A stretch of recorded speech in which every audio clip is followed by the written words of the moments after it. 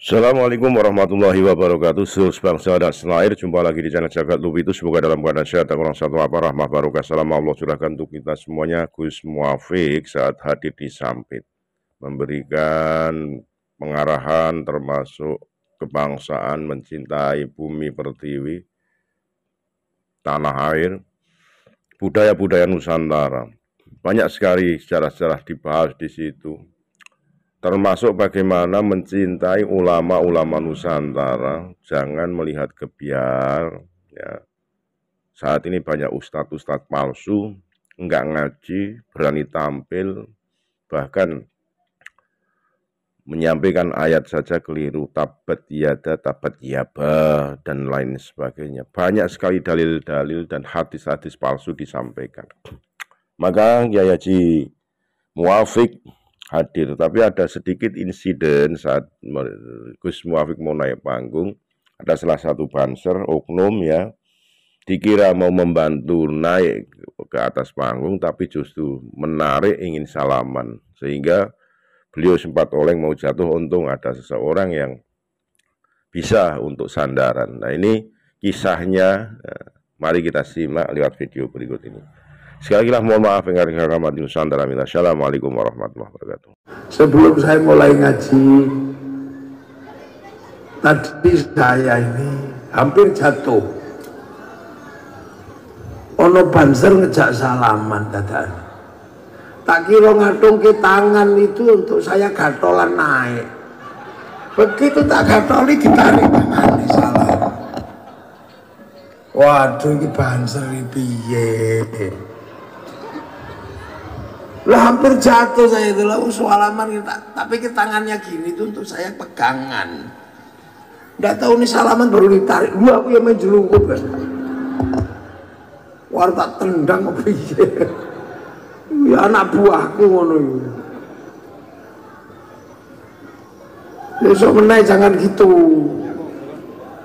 Salaman karuan ya. Orang mau naik untuk gatolan itu ya tegang gini banser. Oh, tempat kayak gitu nanti selalu ditarik lah ya, meh jatuh sana mau sing klambi putih musopo mau tak keplak ndas tangguh kadolan iki ono banser dadak salaman biasa ning awal tangannya gini untuk pegangan dadak salaman ngene lah ya aku mek kecengkelit sing kayak bisa niki ono banser pelantaran.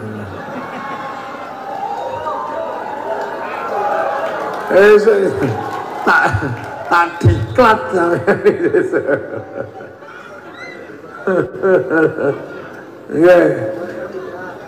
jadi ini ngaji kebangsaan ceritanya. Karena apa? Hari ini kita ini kebetulannya jadi manusia ini terlahir di generasi di mana eranya sudah era antar bangsa. Orang yang lahir di tahun itu sing dhuwur iku aja rame tele. Cung.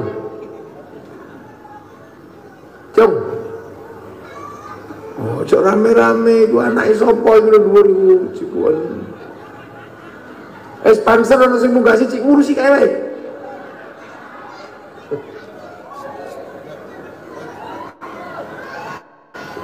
Wis ono sponsor ngurusi dhuwur kana, sapa?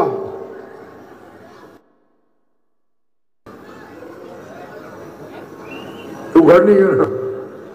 Anake wong pelantaran. Ya.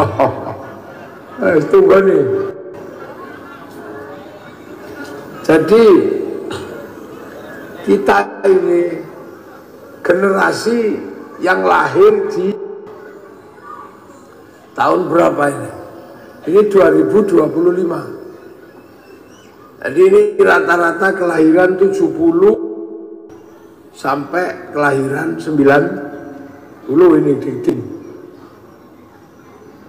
Ini generasi paling unik sudah. Kita ini kebetulan generasi paling antik, di mana kita menemukan dunia itu percepatannya luar biasa. Dulu orang dari zaman jalan kaki ke kendaraan itu butuh waktu ratusan tahun. Terus dari roda ke mesin itu butuh ratusan tahun. Nah, tiba-tiba kita ini melihat dunia ini cepatnya luar biasa. Kita masih menikmati TV. Tahu-tahu TV hilang. Kita kemarin kayaknya masih menikmati radio. Tahu-tahu sekarang radio hilang. Kita ini kemarin rasanya masih menikmati baca koran. Tahu-tahu sekarang koran itu hilang. Yang usia-usia segini kemarin masih menikmati menulis surat cinta. Sekarang tahu-tahu surat itu hilang. Perangko nggak ada. Kita masih menikmati waktu itu main malam-malam pakai lampu petromak. Tahu-tahu sekarang petromak nggak ada. Layar tancap nggak ada. Jadi dunia ini tiba-tiba cepatnya luar biasa. Makanya generasi sampean ini dalam dunia ini generasi emas ini. Ini generasi golden generation, jadi generasi emas. Menikmati jalan kaki, menikmati sepeda ontel, menikmati motor, sampai gak kemana-mana, bisa kemana-mana. Hebat loh kita ini. Kita ini masih menikmati sawo bekasnya codot, masih. Ini betul. Kita masih tahu-tahu hari ini sawo hilang, yang ada anggur, jeruk merah, kelengkeng, kecacil hilang. Kita ini benar loh. Coba kalau sampai hidup di zaman Nabi Adam itu, oh betapa susahnya itu. Hidup di zaman Nabi Adam itu sulit hidup di zaman itu. Karena apa? Karena di zaman Nabi Adam manusia baru penyesuaian ini, baru penyesuaian hidup di alam ini. Nabi Adam, Siti Hawa itu baru menyesuaikan diri. Karena sebelumnya kan dari langit. Kampungnya nggak di sini, Nabi Adam itu. Nggak kebayang jadi manusia yang pertama kali hidup di dunia ini. Lihat kadal itu masih segede dinosaurus. Nggak kebayang. Seperti orang dulu nggak bayangkan hidup pertama kali transmigrasi yang tadinya di Jawa ular itu sak jentik ini, sampai di sini sak wit klopo itu. Dulu nggak kebayang akan ketemu celeng ribuan, sampai situ celeng tok. Loh, sampean aja yang dari Jawa transmigrasi itu kaget. Sampean nggak kebayang dulu Nabi Adam sama Siti Hawa dikirim ke dunia, belum punya teman itu. Ya, ini kan bukan asli sini. Manusia itu kan asli langit sana. Makanya manusia pertama itu tetangganya bukan RT RW. Tetangga manusia pertama itu iblis, itu tetangganya. Malaikat itu tetangganya. Masih di sana, masih diawasi langsung sama Allah. Oh itu tuh, Adam, iblis, malaikat itu di sana. Itu masih di sana. Jadi makanya Nabi Adam itu hidupnya enak sebelumnya. Nabi Adam waktu di akhirat sana enak, paling enak itu. Mau makan tinggal bayangkan sudah datang nasi matang. Pengen perempuan bayang tok wis teko ora nganggo klambi. Loh di sana itu begitu, di kampung asli itu begitu. Nggak ada orang pacaran terus nyambut gawe, nantem sawit, nggak ada. Nyantai, bayang tok es degan teko. Ngono. Wis koyo ngene iki. Bayangno larutan penyegar tling teko. Bener itu jadi akhirat itu begitu aslinya. Nah, terus kan diturunkan ke sini. Nabi Adam itu turunkan ke sini, ke kampung baru, ke kampung dunia. Itu nggak kebayang betapa sulitnya waktu itu. Yang tadinya nggak pernah kerja, tahu-tahu harus kerja, harus cari makan sendiri. Padahal Nabi Adam itu tingginya 60 dhira. Sak dhira itu segini. Makanya Nabi Adam itu kira-kira 50 meter. Banser kalah gede itu. 50 meter Nabi Adam itu. Sampai bayang wong 50 meter di awal hidupnya itu. Terus sekali mangan ini pirang kintal. Loh, makanya sampai bisa bayangkan Nabi Adam itu turunnya kan di Mekah sana. Hidup bareng Siti Hawa. Sampai makamnya Siti Hawa ada di Jeddah. Maka disebut Jeddah karena kampung nenek. Jeddah itu kan nenek Mbah Putri. Makanya tempatnya Siti Hawa namanya kampungnya Jeddah, kampung Mbah Putri. Jadi Nabi Adam itu hidup di sana beranak pinak. Sampai bayangkan kalau orang satu makannya sekintal. Makanya Mekah itu jadi gurun gitu. Jadi gurun pasir karena habis makanannya. Lu kan sama dengan di sini waktu sampean datang hutannya kan masih lebat. Begitu semakin banyak orang gundul kan. Pelantaran waktu pertama kali datang 80-an mungkin pohonnya masih banyak. Hidup gak usah nyari buah, tinggal ke hutan kemana. Itu zaman segitu. Nah sekarang nyari-nyari kemana? Ayo, udah nggak ada. Karena sudah beranak pinak, sudah mana? Itu. Nah Mekah dulu juga begitu, ada manusia tapi besar-besar, jadi makanannya habis, jadi gurun itu. Tuh, kok sore kadang sudah biarin aja, nggak usah diperbesar. Kiai ngaji kan mesti gini-gini, nggak usah ya emut mega. Udah, jadi nggak usah ditambah volumenya, udah denger toh? Loh iya, denger. Jadi ojo ono ngingi, udah gini aja. Nah, masalah pertama yang timbul Nabi Adam itu, ya masalah baru 2 orang, Nabi Adam dan Siti Hawa. Itu baru manusia pertama. Jadi belum ada manusia kedua, manusia ketiga belum ada, baru manusia pertama. Makanya masalahnya ya pertama yang timbul kecemburuan. Jadi dunia belum ada masalah rebutan parkir, rebutan warisan, belum ada. Ketika Nabi Adam dan Siti Hawa itu masalah pertama ya kecemburuan aja. Nabi Adam pergi nggak pulang-pulang gitu. Siti Hawa protes, kenapa nggak pulang-pulang? Sama siapa di luar? Nabi Adam jawabnya ya enak, ya Allah, kamu cemburu sama siapa? Di dunia itu baru kita berdua.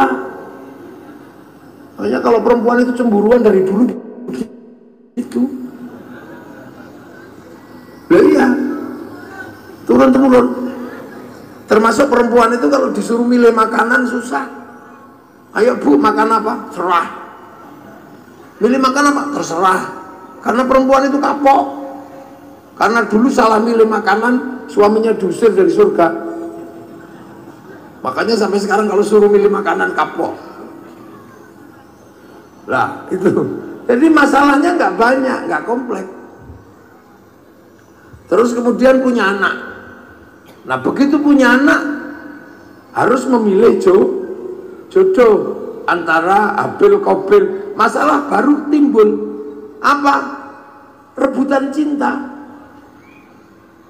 Jadi ketika manusia baru segitu ya problemnya masih problem laki-laki perempuan. Ya segitu aja problemnya. Sampai akhirnya manusia tambah banyak.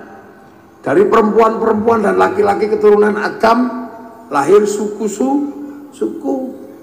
Ya masalah baru timbul. Apa misalnya? Ya masalah rebutan makanan, mulai rebutan apa pengaruh. Ya segitu-segitu aja, nggak terlalu gede. Tapi terus manusia kan berkembang, masalah semakin banyak. Sampai kemudian manusia membentuk bangsa dan negara. Karena apa?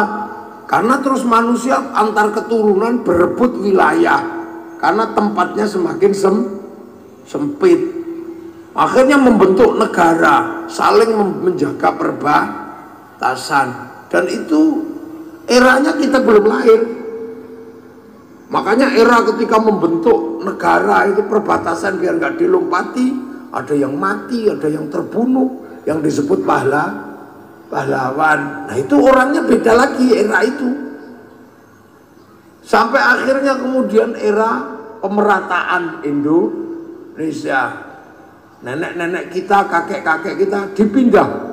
Ada yang dipindah Kalimantan, ada yang dipindah Sumatera, namanya transmigrasi. Sampean nggak ikut di situ, masih belum lahir. Jadi orangnya beda, buminya masih sama, masalahnya orangnya beda. Sampean belum lahir di situ.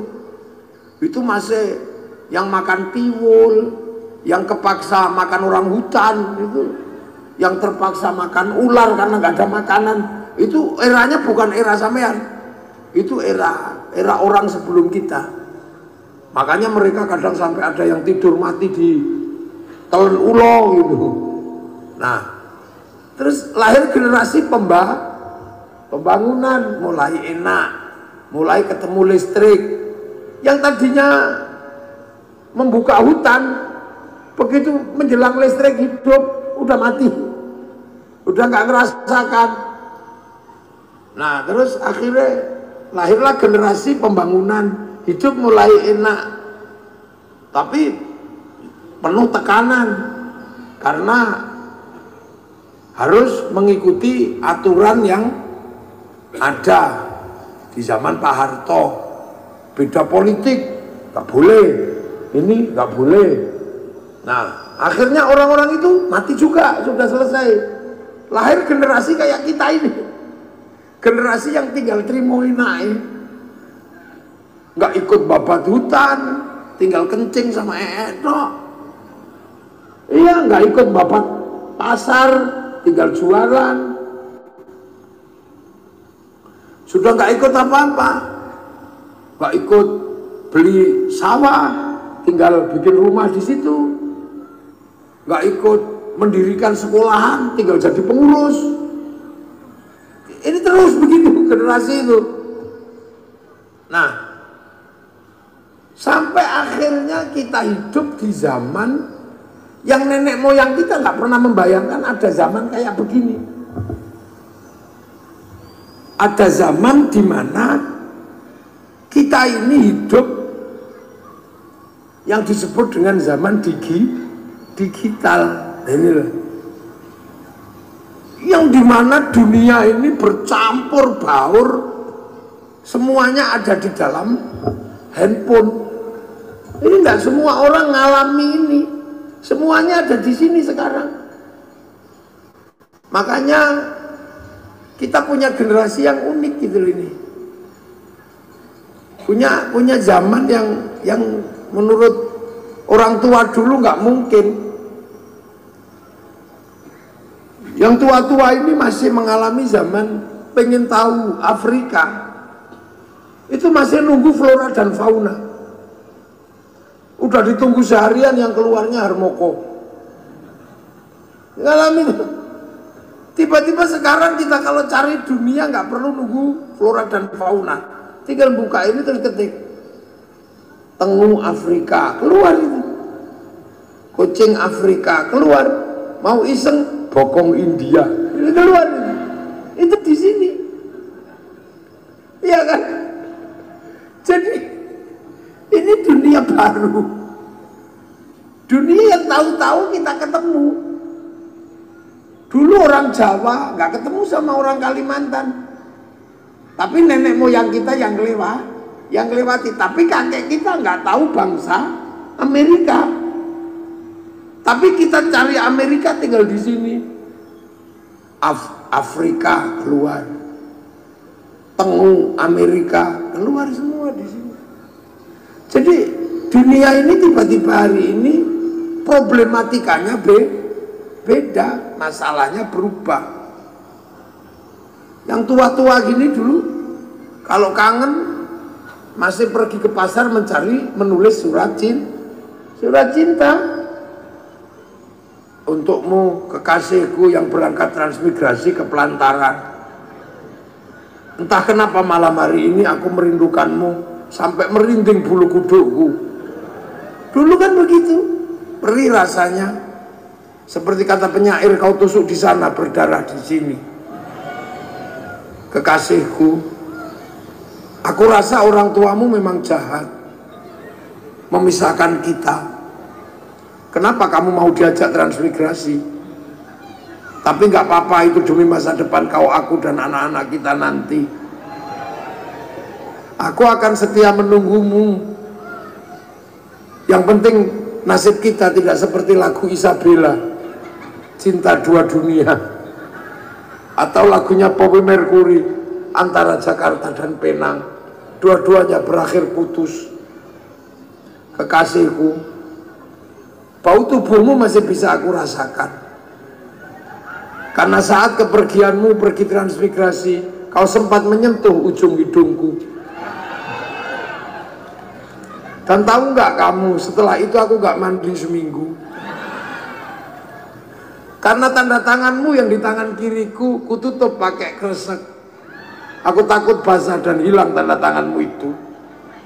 Waduh, entah kenapa malam hari ini setiap melihat bayang-bayang sesuatu seperti melihat bayang-bayangmu. Kekasihku, cendrawasih burung irian, terima kasih dan cukup sekian. 4 kali 4 16. Sempat tidak sempat harap dibalas. Terus tunggu perangko didilat templen. Loh, itu tahu-tahu hilang loh itu. Pak Pos hilang. Nganggo sego. Nganggo pulut. Itu sampean cerita ke anak-anak ini nggak tahu ki apa toh Bu. Padahal itu baru kemarin loh dunia ini. Baru kemarin. Terus saiki iki nek kangen nih loh, mek ngene tak cepret gitu. Terus dikirim kalimatnya ya ndak panjang, meng mah. Loh, sesuatu yang begitu membanggakan dan cukup menjadi kebahagiaan tersendiri adalah ketika kita bisa nulis surat. Lu ngono ngerti-ngerti hilang. Tahu-tahu hilang. Gitu loh.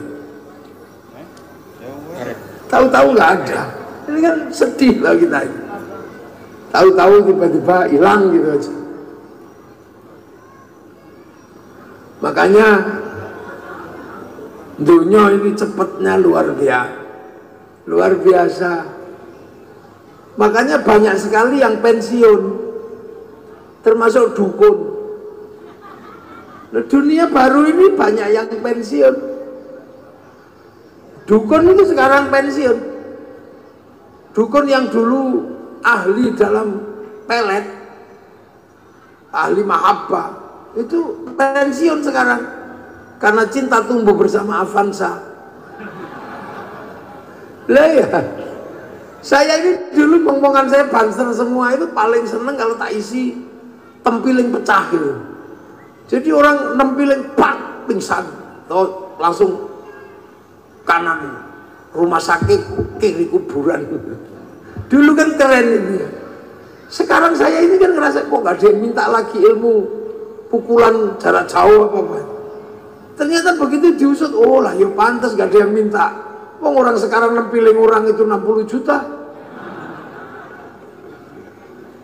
Loh, jangan bayangkan dunia ini. Jadi dunia ini tadinya itu sendiri-sendiri. Jadi orang punya kesendirian, orang Jawa ya dengan gaya Jawanya, orang Kalimantan dengan gaya Kalimantannya. Dulu orang membentuk negara, perang dengan negara lain. Tiba-tiba sekarang ini kita melewati dunia yang perang itu sudah nggak dengar ceritanya. Cuman ya, oh ngono kita perang. Tahu-tahu kita ini hidup di zaman dimana kita ini antar orang tiba-tiba nggak bisa dipisah. Kiai, bakul sawit, tiba-tiba kita ini hidup menjadi manusia yang saling ketemu.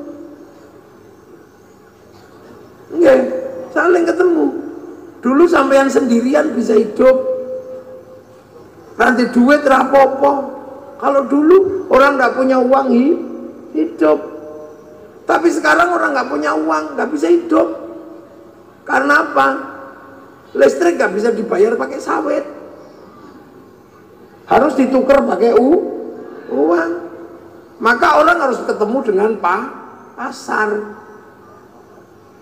Dulu orang di dalam hutan sendiri hidup, air ada, mau makan buah ada, mau makan hewan tinggal berburu. Nggak punya orang ketergantungan terhadap uang. Kalau sekarang nggak bisa. Dulu orang beli jajan bisa pakai jagung, orang beli jajan masih bisa pakai beras. Sekarang mana ada? Sampean punya anak sekolah harus punya uang untuk bayar SPP, harus butuh uang. Nah, begitu uang, sampean nggak bisa hidup sendiri.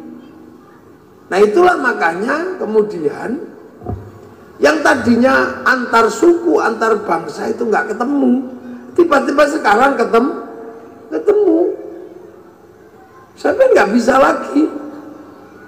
Tiba-tiba hidup menjadi pertapa sendiri hidup, nggak bisa. Nah itulah pentingnya memahami bahwa antar manusia yang tadinya hanya laki-laki perempuan berhubungan berubah menjadi laki-laki dan perempuan yang berketurunan melahirkan suku. Akhirnya antar suku nggak bisa pisah, harus ketemu. Dari suku lahir bangsa, akhirnya orang nggak bisa pisah dengan bangsa yang lain. Ini kan terus ini.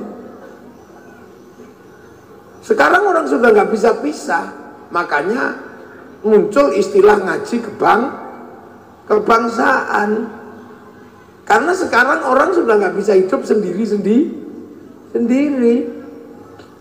Manusia duduk begini ketemu hubungan antar bangsa.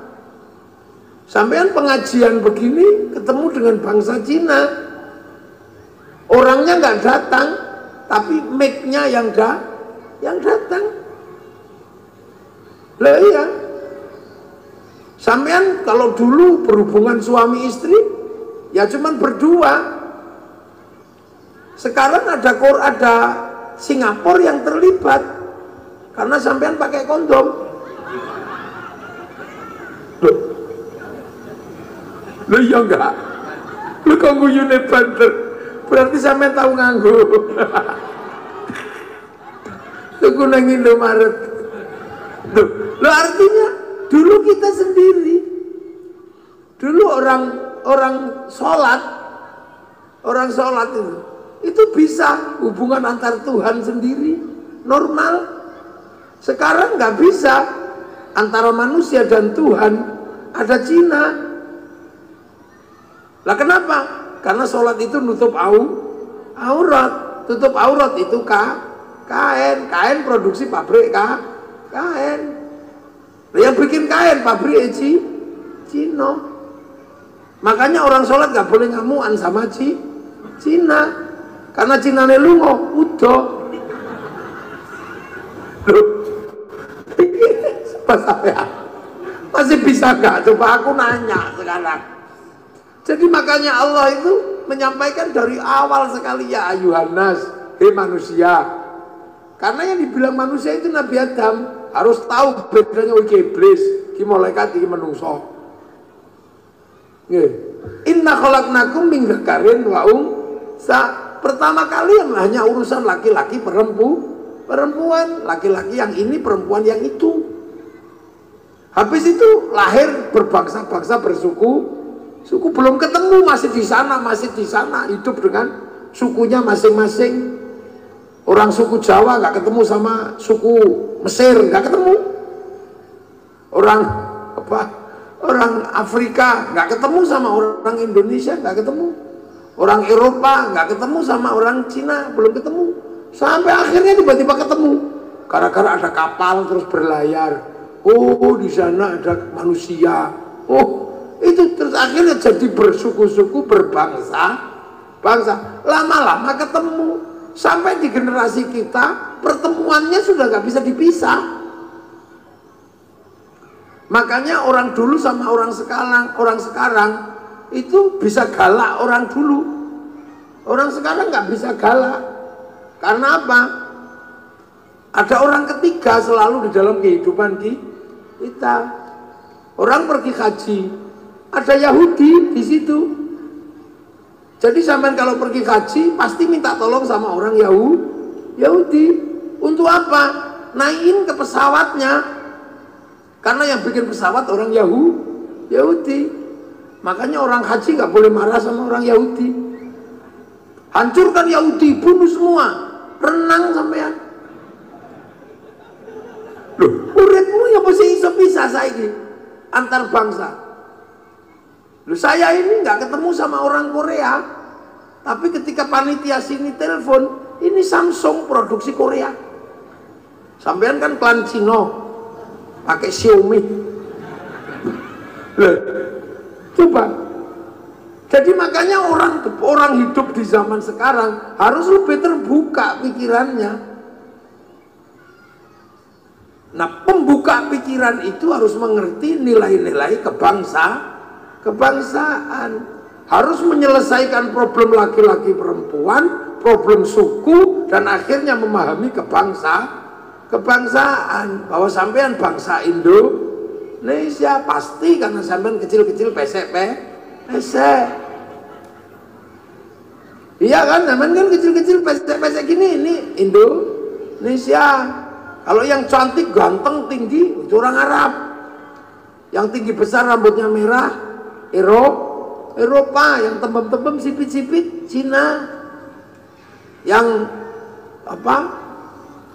yang hitam, gosong, Afrika. Loh, dulu ini sekarang kan sampai ngerti Afrika. Waktu orang Eropa, tak ceritani, tiba-tiba berlayar namanya Christopher Columbus. Sampai di Tanjung Harapan ketemu orang Afrika, itu dia bingung, ini menungso, ini apa ini?